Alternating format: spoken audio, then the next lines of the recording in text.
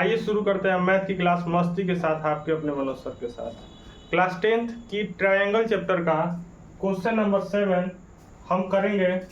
प्रमेय प्रथम मतलब पहला प्रमेय का प्रयोग करते हुए सिद्ध कीजिए कि एक त्रिभुज, देखिए हमने एक त्रिभुज बना दिया जिसका नाम ABC है। एक भुजा के मध्य, जैसे किसी एक भुजा को मान, जैसे माना मैंने AB का भुजा के मध्य का मतलब होता है कि ये इसके बराबर होगा। मध्य बिंदु से होकर दूसरे भुजा के समांतर, यानी ये भुजा इस भुजा के समांतर खींची गई रेखा तीसरी भुजा के समद्विभाजित करती है। यानी कहने का मतलब ये है कि इसको समद्विभाजित, देखो ये चीज दिया है और ये चीज हमको प्रूफ करना है। अब क्या प्रूफ करना है? बिंदु E, इसको अगर हम E माने, E रेखा AC का मध्य बिंदु है। मध्य बिंदु का मतलब ये होता है कि चीजें बराबर भागों में बटेगी। जैसे अगर मैं A और B ये 10 सेंटीमीटर कर दूं, मैं बोला कि ये 10 सेंटीमीटर है, और इसका मध्य भाग का बनेगा 5 सेंटीमीटर का। मध्य भाग का बनेगा 5 सेंटीमीटर, यानी कि मध्य भाग का मतलब ये होता है कि चीजों को बराबर भागों में बांटना। इसी तरह मध्य भाग का मतलब ये होता है कि चीजों को बराबर भागों में बांटना। चलिए देखते हैं क्या क्या दिया गया है। भुजा AC पर बिंदु D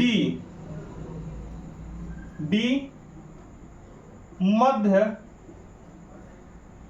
बिंदु है,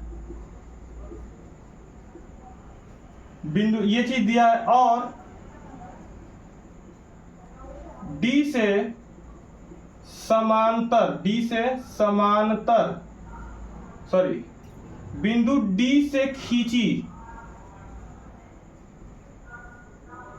रेखा जो BC के समांतर है। यानी कहने का मतलब ये है कि जो हम D से एक लाइन जो खींचे हैं सीधी, वो इसकी क्या है? समांतर। तो ध्यान रखिएगा AD और AB ये दोनों आपस में बराबर है, और हमको ये प्रूफ करना है कि AE बटा AEB ये क्या होगा? AE बटा EC आपस में क्या होंगे? बराबर होंगे। इसी प्रकार अगर हम ये देखें कि अगर मैं कह दूं कि AD की वैल्यू मान लीजिए 10 है और DB की वैल्यू 10 है, तो ये कट के आंसर 1 आएगा। चाहे आप कोई वैल्यू लीजिए, अगर ये 5 लेते हैं तो ये भी 5 आएगा, कट के आंसर 1 आ जाएगा। इसी तरह AD बटा DB इसका आंसर 1 होगा। क्यों 1 होगा? कोई भी वैल्यू रखिए आप ऊपर, तो वही हमको नीचे रखना पड़ेगा, और रखने के बाद ये कट जाएगा, और कट के ये आंसर आएगा 1। अब हम लिखेंगे हल में हम डायरेक्ट उसी को उठा के यहां रख देंगे कि AD और DB ये जो है इसकी वैल्यू जो 1 है, इसकी वैल्यू, और D पैरेलल है BC के, इसलिए AD बटा DB ये बराबर होगा AE बटा EC के। ऐसा हमने पढ़ा, और इसकी वैल्यू हमने पढ़ा है कि ये 1 है, तो AE बटा EC भी क्या हो गया? ये भी 1 हो गया। यानी कहने का मतलब यहाँ जो वैल्यू रखेंगे वही वैल्यू यहाँ भी रहेगी।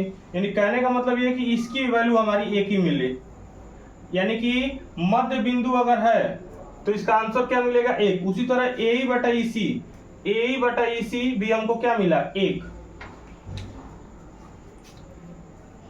इसीलिए हम ये बोल सकते हैं कि AE बराबर होगा EC के। 8वां शुरू करेंगे जो कि क्लास 9 का है। थेल्स प्रमेय का प्रयोग करते हुए, थेल्स प्रमेय क्या है हम इस फिगर में दिखा दिए हैं।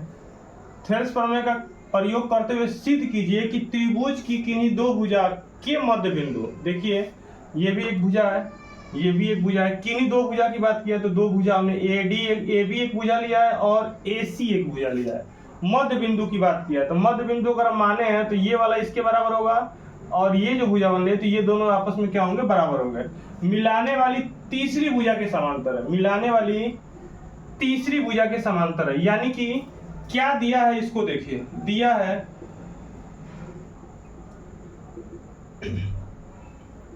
ए बी और ए सी के मध्य बिंदु क्रमशः डी और ई है, ये चीज दिया है, और दिया है ये, और इसमें सिद्ध क्या करना है हमको कि डी समांतर है, डी समांतर है बीसी के। चलिए अब इससे हम क्या लिख सकते हैं कि एडी जो है वो बराबर है डीबी के, समीकरण 1 बोल लीजिए इसको, और हम दूसरा लिख सकते हैं एई जो है वो बराबर है ई सी के, और ये हम समीकरण 2 बोलेंगे। समीकरण 1 और 2 से, समीकरण 1 और 2 से ये दोनों आपस में बराबर। अगर मैं ये कहूं कि मुझे, जैसे अगर मैं ये कह रहा हूं कि मुझे एडी बराबर डीबी लेना है, तो अगर ऊपर 50 रहेगा तो नीचे भी 50 है। क्यों? समीकरण 1 से हमको पता चला, ऊपर 50 नीचे 50, तो ये कट के आंसर कितना आएगा, 1। इसी प्रकार ए बटे ई सी, इसका भी मान क्या होगा, 1 ही होगा।